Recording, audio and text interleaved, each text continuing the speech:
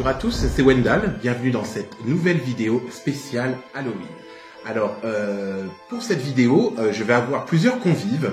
On va partager ce petit moment tous ensemble, dans une ambiance un peu spooky, un peu rigolote. Et on va commencer par une petite séance de sculpture de citrouilles, puisque bon, c'est quand même complètement dans le thème. Alors, écoutez, je vais vous les présenter, comme ça vous saurez qui ils sont.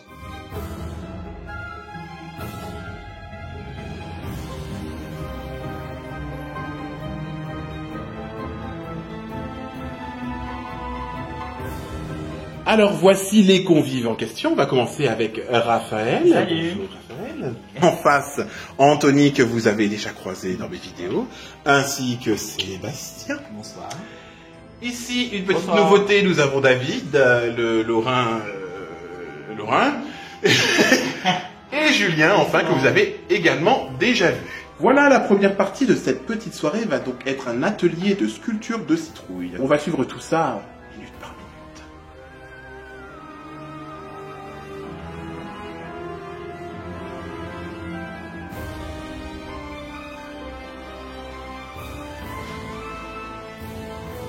Alors, comment ça avance au niveau de vos citrouilles? Où est-ce qu'on en est? Très loin. On est mal. Vous savez qu'à Beaubaton, c'est une épreuve, le creusage de citrouille est une épreuve pour pouvoir passer en classe supérieure, hein. Enfin, en tout cas en première année. Je resterai dans... En CP. C'est pour ça que j'ai redoublé. Très mal. Ah, sympa. On verra le résultat à la fin. David. Bah écoute, ma petite citrouille, si je peux la faire la même chose que le dessin, ce serait pas mal. Bah écoute, moi je trouve que c'est déjà pas mal parti. Elle a l'air un peu éprouvée, hein, par la vie. Julien. Bah pour l'instant ça va, j'essaie de faire une petite citrouille vampire. Et on verra si la découpe suit le dessin. Oui, il va falloir être extrêmement précis. Effectivement. Sébastien. Joli. Très ambitieux. Et notre élève creuseur, Anthony. J'essaie de faire Harry Potter, mais quand il a des étoiles dans les yeux. Mais il a pas les yeux au même niveau. En général, la peau des citrouilles c'est épais comme ça, hein, donc tu peux y aller. C'est vraiment plante là. Le sopalin, le meilleur ami du marin. Désolé, comme tu me finis pour rien, je le sais, mais t'inquiète pas. Regardez-moi cette violence. Je vais te rendre plus belle que jamais. Regardez-moi ça. Ouais, Je crois qu'il y en a pour qui c'est vraiment une épreuve. Sacre sec, ça vide sec. Ça y est, victoire. Alors, est-ce que ça vide bien là? Tu vois, c'est qui a acheté son capuchon? Il m'a acheté mon sac quoi ça? Ah mais c'est mon capuchon que j'ai acheté. Allez, excuse-moi. Voilà, ça commence bien. Désolé. Bon bah écoutez, ça bosse sec, hein, quand même mine de rien. On va voir un petit peu où est-ce que ça en est. Ah, voilà ma citrouille, hein. Un petit peu blâme évidemment. Alors nous passons par là. Où en est Harry Potiron? écoutez, complètement éliminé. Je crois que il a fait comme un son- rencontre avec Comme son inventeur. avec Clo-Clo. Et du coup, voilà, vous vous arrêtez, sinon je vais faire Alberto. Ah, premier petit incident, que se passe-t-il, Raphaël? J'ai cassé... Ça, c'est... Regarde, Réussite, ça c'est le sorcier. Regarde. Ah oui, c'est fâcheux. Moi, j'ai perdu. Hein. Quand il est là, elle sera sans doute très belle. Ce qui compte, c'est que tu y mettes tout ton cœur. Quel ramassis de conneries. Ce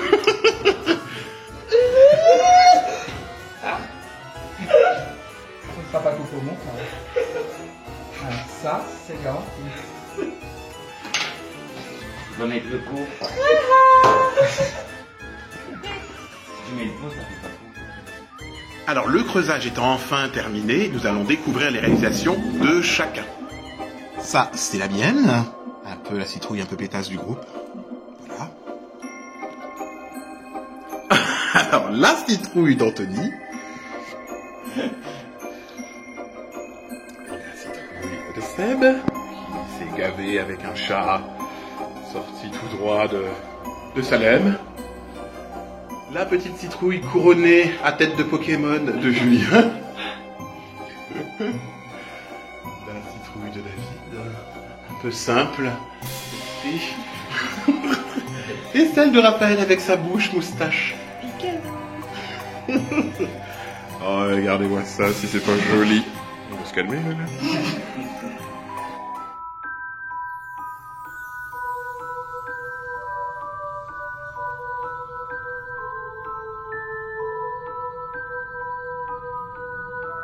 C'est vous qui allez choisir laquelle des citrouilles vous avez préférée, laquelle vous trouvez la plus chou, voilà. Donc bah écoutez, dites-moi ça en commentaire. Choisissez bien, regardez bien quelle citrouille correspond à quel sorcier qui était présent ce soir, et puis bah, vous inscrivez son nom en commentaire.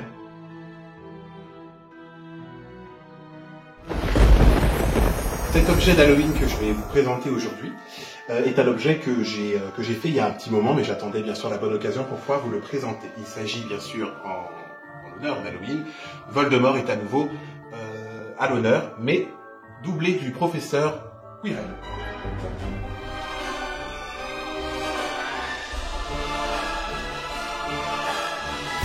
J'ai voulu capturer ce moment où Harry vient de toucher le visage du professeur Quirrell, et donc il est en train de se désagréger.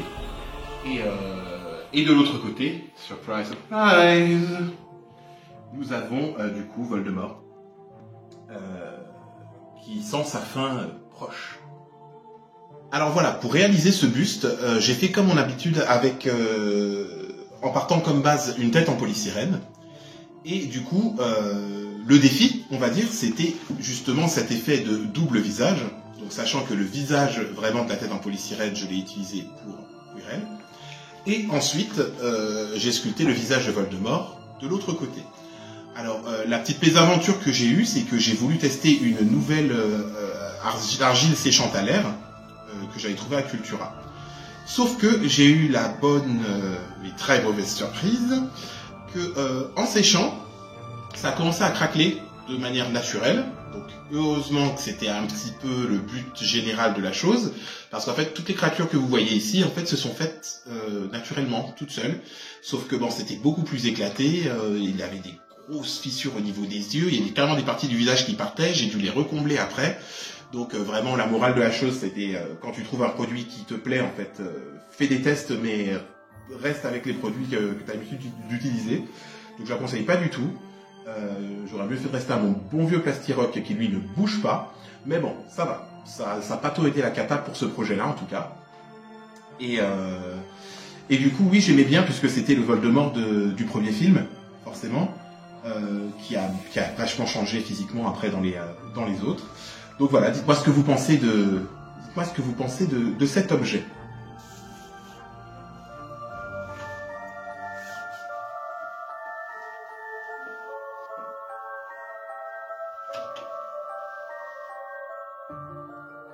Et bien voilà, après ce petit atelier, il est temps de procéder à la cérémonie.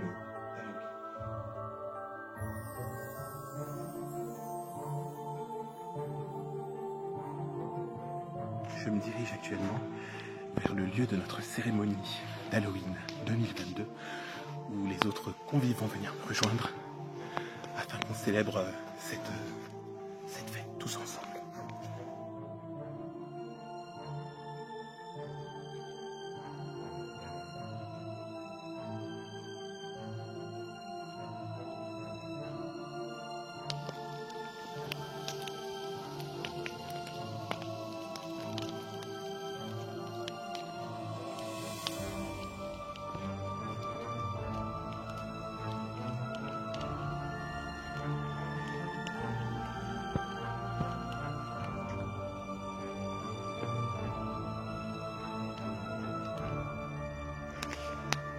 Eh bien, messieurs, bienvenue dans cette nuit de Samhain. Nous allons célébrer tous ensemble cette soirée en partageant, pour certains d'entre nous en tout cas, des histoires un petit peu souvent inquiétantes qui vous est arrivées ou que vous avez entendues de votre entourage. Donc j'ai hâte de prendre part à tout ça et de vous écouter. Eh bien, frère Anthony, nous allons commencer par toi avec une histoire perturbante. L'histoire que je vais vous raconter, il y a de ça quelques années. J'étais au retour de boîte dans ma voiture pour rentrer chez moi. Et c'est une ancienne maison avec un portail qui n'était pas électrique mais manuel. Donc, j'arrive au niveau du portail, je l'ouvre discrètement pour pas faire de bruit, pour pas éviter de réveiller toute la maisonnée. Je rentre dans ma voiture et je vais pour fermer du coup ce portail manuel. Au moment où je ferme ce portail, je vois près de ma maison une silhouette, une forme toute noire, qui quand je l'ai aperçue a foncé tout droit, passé à côté de moi et a traversé le muret. Elle n'a pas sauté le muret, elle a traversé. Donc au vu de ce que j'ai vu, je me suis mis à hurler et je n'ai pas réveillé la maisonnée, mais toute la place qu'il y a eu, du coup, ce jour-là. Voici mon histoire, voici mon témoignage.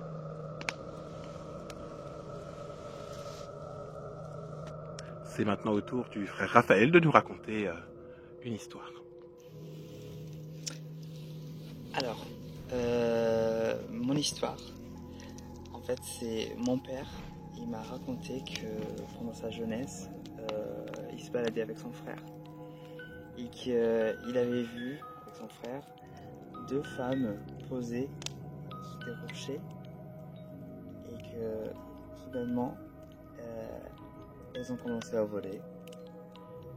Et comme des vraies sorcières.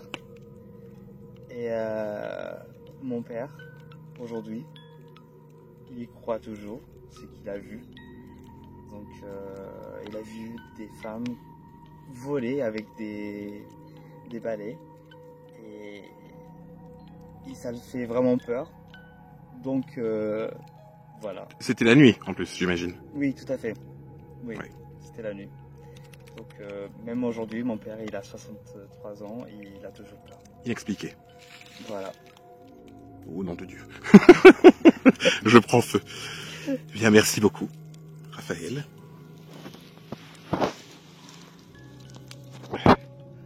C'est au tour du frère David de nous faire partager son expérience. Bonsoir Wendell. Moi, c'est pas une histoire qui m'est arrivée personnellement, mais qui est arrivée dans la région d'où je viens, c'est-à-dire le département des Vosges. Dans un petit village bordé d'un grand lac, il y avait un grand chalet, et ce chalet, en fait, depuis le milieu des années 80, était loué pour les touristes pendant la saison hivernale ou estivale. Et chaque année, dès que les gens en fait arrivaient dans le chalet, la nuit tombait, à côté du lac, ils entendaient des enfants pleurer et des enfants crier la nuit. Donc ça les perturbait, ça les réveillait, mais ils ne comprenaient pas d'où venaient ces enfants.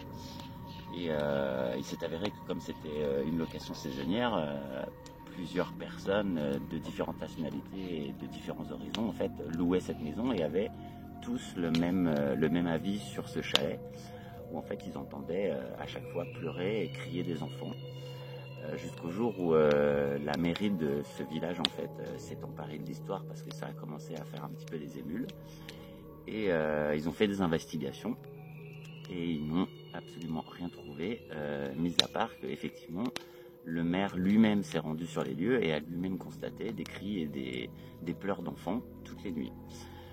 Du coup, ils sont remontés dans les archives cadastrales de la ville et se sont rendus compte que ce chalet, pendant la Seconde Guerre mondiale, en fait, avait été utilisé pour faire des tortures aux enfants pendant la guerre. Et du coup, ils ont supposé que les cris et les pleurs des enfants, en fait, qui habitaient cette maison, venaient de cette époque, et que les âmes de ces enfants n'étaient toujours pas libérées parce qu'elles étaient toujours présentes dans cette maison. Du coup, ils ont décidé de raser la maison et aujourd'hui, c'est devenu, la nature a repris ses droits, c'est devenu une forêt.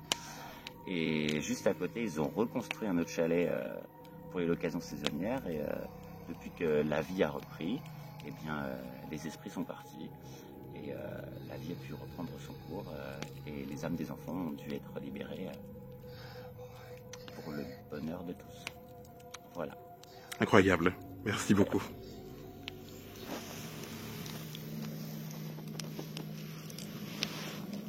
Eh bien, frère Sébastien, c'est à toi. Bonsoir Wendell et bonsoir à tous. Alors, mon histoire se passe à l'âge de mes 8 ans, plus ou moins, ça doit être ça, oui. On a vécu dans une maison avec beaucoup de magie blanche de préférence, et on avait des problèmes de négativité dans une des chambres qui était censée devenir la chambre de ma petite sœur à l'époque. Magie blanche faisant était trop faible, donc nous avons demandé à une amie de la maison qui travaillait en magie noire de venir exorciser, entre parenthèses, la chambre qui allait censée être accueillir un enfant. Ce faisant, elle est venue à la maison, elle a discuté avec la famille, elle a dit je vais faire le travail nécessaire qu'il faut, je vais fermer la porte à clé. Connaissant ma mère, elle a dit je vais garder la clé avec moi parce que systématiquement, dès que tu vas entendre quelque chose et qu'il va arriver quelque chose, tu vas vouloir aller dans la pièce. En attendant, elle fait tu me rappelleras uniquement quand tu entendras un genre de grand boom dans la pièce. À cette époque, on s'était carrément même renfermé, je me souviens, avec ma mère dans le salon parce qu'on avait des peurs bleues. En revanche, on devait toujours passer par cette pièce et cette chambre pour aller dans la salle de bain. Ma mère étant passée plusieurs fois, moi aussi, et une fois en passant, j'ai vu la poignée de porte, une clinche, comme on dit en Belgique, une poignée de porte bouger, et je suis revenu en courant vers ma mère en disant que j'avais vu la poignée de porte bouger et que bon, je pleurais, quoi. J'avais eu 8 ans, donc j'étais en larmes, et ma mère, toute calme, qui me fait « Oh, bah c'est bon, alors je suis pas folle, c'est qu'on a vu bouger la même chose. » Et quelques nuits après, vers 2h30, 3h du matin, on a entendu un énorme boom, comme si une commande était tombée dans la chambre, en sachant que dans la chambre, il n'y avait aucun meuble. Ma mère, en panique, a téléphoné à cette dame, qui a répondu d'un calme olympien. À l'époque, « Ah, bah c'est bon qu'elle fait, le travail est terminé. » Elle fait « Je reviendrai demain. » Elle est revenue le lendemain, elle a donné la clé à ma mère, et il n'a plus jamais eu dans cette chambre, que du positif en tout cas. Et voilà mon histoire. Merci beaucoup. Et donc maintenant, c'est au tour de frère Julien de nous faire partager son expérience mystique. Eh bien alors mon histoire c'était quand je devais avoir 16 ou 17 ans. J'ai décidé avec 2 amis, donc c'était Chris et Jessica, de visiter une maison hantée. Et cette maison déjà c'était une énorme maison, déjà du point de vue extérieur elle faisait déjà assez peur. Et bon on a fait des trucs qu'il fallait pas, la maison était sécurisée, il y avait des chaînes et tout. Et bon on était jeunes, donc bien sûr on fait des bêtises. Donc j'ai pris une pince chez moi. Et j'ai décidé de casser cette chaîne. Donc on est rentré à l'intérieur et il y avait plein de meubles. Ils avaient tout était caché avec des draps partout. Donc on a commencé à explorer d'abord le rez-de-chaussée. Rien de spécial, mis à part on avait vu un énorme piano sous un drap. C'était très joli mais en même temps un petit peu mystique. Et moi je décide en fait de directement monter parce qu'il y avait plusieurs étages. Il y avait 2 étages et un grenier. Et en montant les escaliers, j'ai ma pote qui me dit, donc Jessica, mais arrêtez. Je dis, mais arrêtez de quoi? Mais arrêtez de rigoler. Donc bah moi en fait je rigolais pas et ni mon pote, donc on comprend pas trop pour le moment. Et on continue notre chemin. Là, après le premier étage, donc moi je voulais vraiment monter au plus haut. Après le premier étage, j'ai sous le poids de mon ami, alors qu'il n'était pas bien gros, il y a une planche qui cède sous son poids. Et là on commence à avoir très peur et je dis non c'est pas grave, allez on continue.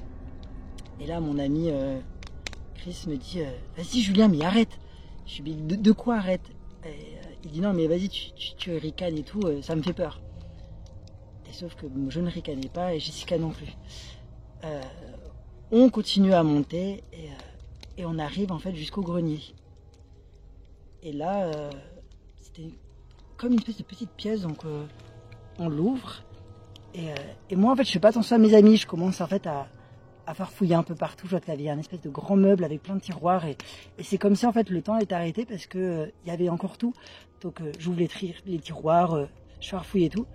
Et je montre, j'avais une espèce de petite boîte en fait qui était vraiment très belle. Et je me rappelle parce qu'elle avait plein de gravures dessus. Donc je voulais les montrer à mes amis.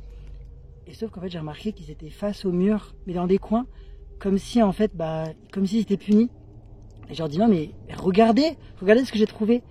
Et là j'ai commencé à avoir peur et à vraiment stresser parce que en fait ils me répondaient pas. Ils se sont mis en fait à vraiment à plus bouger et comme si c'était mort ou enfin c'était vraiment bizarre. Et donc là je me suis mis à m'angoisser. J'ai voulu ouvrir la porte, sauf que la porte était coincée. Je pouvais plus partir de ce grenier. Donc j'ai pris cette fameuse boîte que j'avais dans les mains. Et j'ai tapé très très fort contre ce verrou. C'était des vieux verrous à l'époque, fallait appuyer pour lever ce fameux hoquet. Et j'ai réussi, j'ai un peu tout pété, j'ai réussi à ouvrir la porte et j'ai pris mes amis, je les ai tirés et d'un coup en fait ils m'ont dit mais qu'est-ce que tu fais? Et on est parti en courant et à ce moment-là en fait j'ai entendu des rires, mais des rires d'enfants de partout, donc c'était vraiment horrible. On est parti, on a réussi à sortir de la maison. On a escaladé en fait la barrière et à ce moment-là, j'ai mon ami qui m'a mis une grande claque dans le visage en me disant mais t'es un malade, t'as vu ce qui s'est passé? Donc voilà, la grosse peur de ma vie. Voilà mon histoire. Merci beaucoup.